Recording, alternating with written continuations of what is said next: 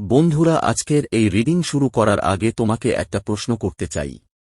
যদি আমি তোমাকে বলি, ঠিক এই মুহূর্তে এমন একজন মানুষ আছে যে তোমার কথা ভাবছে, কিন্তু হয়তো তোমাকে সেটা কখনোই বলবে না, তাহলে? যদি আমি বলি, তুমি যার নাম ভুলতে পারছো না, যার কথা মাঝে মধ্যে হঠাৎ করেই মনে পড়ে যায়, যার স্মৃতি কোনো কারণ ছাড়াই তোমার হৃদয়ে নাড়া দেয়, সেই মানুষটার মনেও কি এখন তোমার উপস্থিতি আছে, নাকি সবকিছু শুধুই তোমার কল্পনা? একবার ভেবে দেখো তো, পৃথিবীতে কোটি কোটি মানুষ রয়েছে, তবুও কিছু নির্দিষ্ট মানুষের কথা আমরা অকারণেই বারবার ভাবি কেন? কেন মাঝরাতে হঠাৎ তাদের কথা মনে পড়ে? কেন কোনো গান, কোনো গন্ধ, কোনো মুহূর্ত আমাদের সরাসরি তাদের কাছে নিয়ে যায়? এটা কি শুধুই স্মৃতি, নাকি এর পেছনে কাজ করছে কোনো অদৃশ্য শক্তি, কোনো এনার্জেটিক কানেকশন, কোনো অসমাপ্ত গল্প? আজকের রিডিংয়ে আমরা ঠিক সেটাই জানার চেষ্টা করব। কারণ আজকের এনার্জি খুব অদ্ভুত, খুব গভীর, এবং খুব স্পষ্ট কিছু বার্তা নিয়ে এসেছে। আমি অনুভব করছি, তোমাদের মধ্যে অনেকেই এমন একজন মানুষকে নিয়ে ভাবছ, যার সঙ্গে হয়তো এখন আর যোগাযোগ নেই, হয়তো অনেকদিন কথা হয়নি, হয়তো পরিস্থিতি তোমাদের দূরে সরিয়ে দিয়েছে। আবার হয়তো এমনও কেউ আছো, যার সঙ্গে প্রতিদিন কথা হয়, কিন্তু তবুও তার মনের গভীরে কি চলছে সেটা বুঝতে পারছ না। আর সবচেয়ে আশ্চর্যের বিষয় কি জানো? আজকের রিডিংয়ে বারবার একটি বিষয় উঠে আসছে, যে মানুষটাকে তুমি নিয়ে ভাবছ, তার মনেও তোমাকে ঘিরে কিছু না কিছু চলছে। প্রশ্ন হল, সেটা ঠিক কি? সে কি তোমাকে মিস করছে? সে কি অনুশোচনায় ভুগছে? সে কি তোমার কাছে ফিরে আসতে চায়? নাকি সে এমন কিছু অনুভব করছে যা সে নিজেও ভাষায় প্রকাশ করতে পারছে না? আজকের কার্ড, আজকের এনার্জি এবং আজকের মেসেজগুলো একদম সরাসরি সেই উত্তরগুলো তোমার সামনে তুলে ধরতে চলেছে। তাই যদি এই রিডিং তোমাকে ডেকে নিয়ে এসে থাকে, যদি কোনো অদ্ভুত টান অনুভব করে তুমি এই ভিডিওতে ক্লিক করে থাকো, তাহলে বিশ্বাস করো, হয়তো এখানে তোমার জন্য কোনো বার্তা অপেক্ষা করছে। আর এখন মনকে শান্ত করো, নিজের সেই বিশেষ মানুষটির কথা একবার মনে আনো, চোখ বন্ধ করে তার এনার্জির সঙ্গে কানেক্ট হও। কারণ আর কয়েক মুহূর্তের মধ্যেই আমরা জানতে চলেছি, তুমি যাকে নিয়ে ভাবছ, সে আসলে তোমাকে নিয়ে কি ভাবছে। এই মুহূর্তে আমি যে এনার্জিটা অনুভব করছি, সেটার মধ্যে একটা গভীর বিষণ্ণতা আছে। যেন বাইরে বৃষ্টি পড়ছে, কিন্তু সেই বৃষ্টির চেয়েও বেশি ঝড় বইছে এই ব্যক্তির মনের ভেতরে। চারপাশে সবকিছু চলতে থাকলেও তার মন যেন কোথাও আটকে গেছে। সে নিজেকে স্বাভাবিক দেখানোর চেষ্টা করছে, কিন্তু ভেতরে ভেতরে একটা কষ্ট তাকে ক্রমাগত তাড়া করে বেড়াচ্ছে। এমন একটা অনুভূতি কাজ করছে যেন সে যা চেয়েছিল, যা পাওয়ার আশা করেছিল, তার অনেক কিছুই তার হাতছাড়া হয়ে গেছে। তাই এখন তার মধ্যে এক ধরনের হতাশা, অপূর্ণতা এবং মানসিক অশান্তি কাজ করছে। তার মন বারবার অতীত, বর্তমান এবং ভবিষ্যতের মাঝখানে ঘুরপাক খাচ্ছে। মনে হচ্ছে জীবনের কিছু সিদ্ধান্ত তাকে গভীরভাবে ভাবাচ্ছে, কিছু সম্পর্ক তাকে অস্থির করে তুলছে এবং কিছু ঘটনা তাকে মানসিকভাবে ক্লান্ত করে দিয়েছে। এই ব্যক্তির জীবনে ব্যক্তিগত কিছু জটিলতা রয়েছে, যেগুলো সে সহজে কারো সঙ্গে শেয়ার করে না। বাইরে থেকে তাকে দেখে মনে হতে পারে সব ঠিকঠাক আছে, কিন্তু বাস্তবে তার ভেতরে অনেক অমীমাংসিত প্রশ্ন জমে আছে। বিশেষ করে সম্পর্কের ক্ষেত্রে একটা জটিল পরিস্থিতি তৈরি হয়েছে বলে মনে হচ্ছে। এমনও হতে পারে তার মন একাধিক দিকের টানে বিভক্ত হয়ে আছে। একদিকে বাস্তবতা, অন্যদিকে অনুভূতি, একদিকে দায়িত্ব, অন্যদিকে হৃদয়ের আকর্ষণ। এই দ্বন্দ্বই তাকে শান্তিতে থাকতে দিচ্ছে না। সে নিজেও বুঝতে পারছে না ঠিক কোন পথে এগোনো উচিত। আরেকটা বিষয় খুব স্পষ্টভাবে উঠে আসছে। এই মানুষটা এই মুহূর্তে খুবই অন্যমনস্ক। বাইরে থেকে হয়তো সে নিজের দৈনন্দিন কাজ করছে, মানুষের সঙ্গে কথা বলছে, দায়িত্ব পালন করছে, কিন্তু তার মন পুরোপুরি সেখানে নেই। তার চিন্তা বারবার অন্য কোথাও চলে যাচ্ছে। মনে হচ্ছে সে এমন কাউকে নিয়ে ভাবছে, এমন কোনো পরিস্থিতিকে নিয়ে ভাবছে, যা তার মনকে ছেড়ে বেরোতে দিচ্ছে না। সে হয়তো কোনো কাজের মধ্যে ব্যস্ত, কিন্তু হঠাৎ করেই থেমে যাচ্ছে, দূরে কোথাও তাকিয়ে থাকছে, নিজের চিন্তার জগতে হারিয়ে যাচ্ছে। তার হৃদয়ের ভেতরে যে আবেগগুলো জমে আছে, সেগুলো তাকে বারবার তোমার দিকে ফিরিয়ে নিয়ে আসছে। এই ব্যক্তির অনুভূতির মধ্যে ভালোবাসার শক্ত উপস্থিতি রয়েছে। সে ভালোবাসা চায়, ভালোবাসা অনুভব করতে চায় এবং ভালোবাসা পেতে চায়।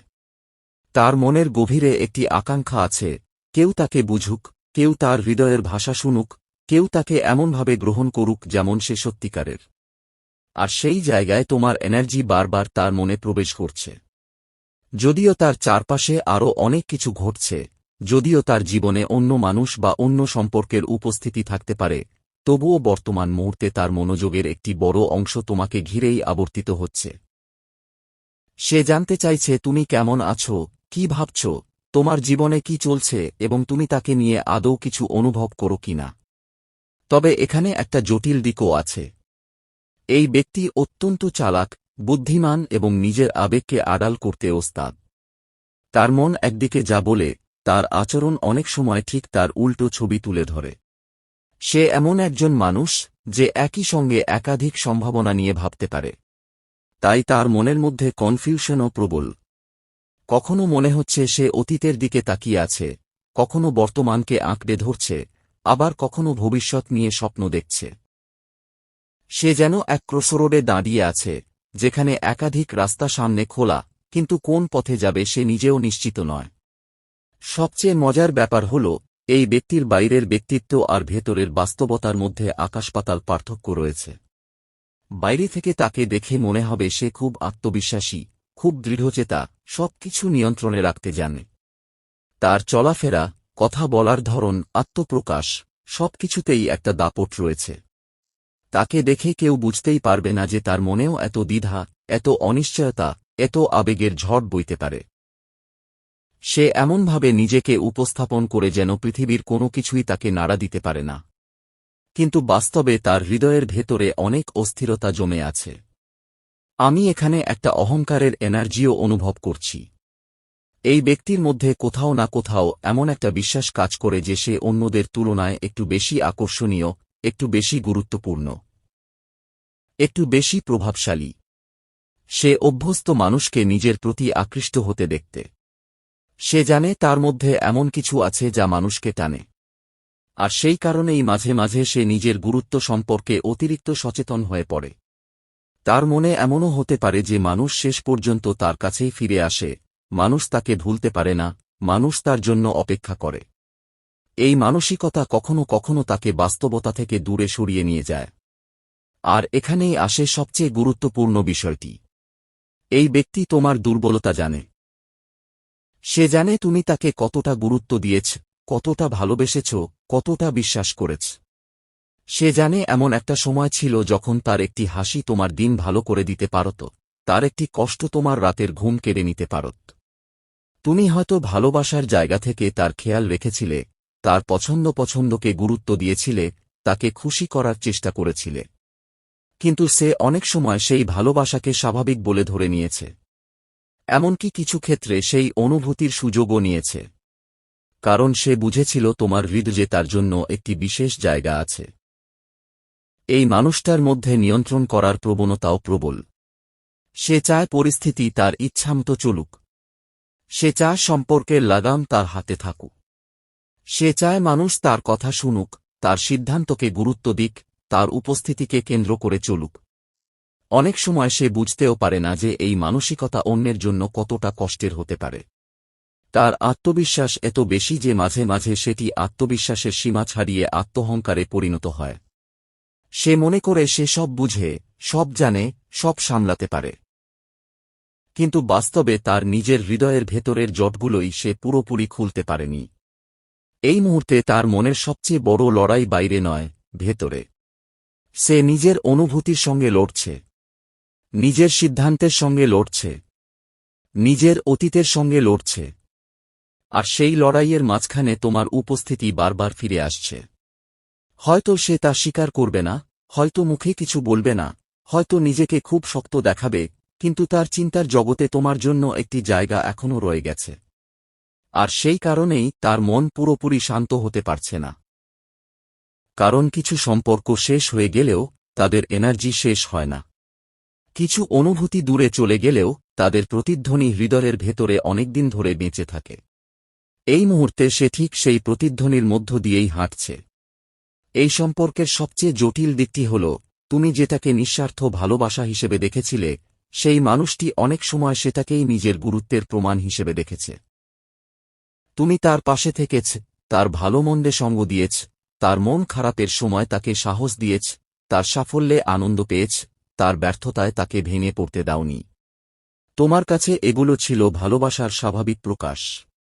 কারণ সত্যিকারের ভালোবাসা তো এমনই হয়, যেখানে মানুষ প্রিয়জনের পাশে দাঁড়ায়, তাকে আগলে রাখে, তাকে বোঝার চেষ্টা করে।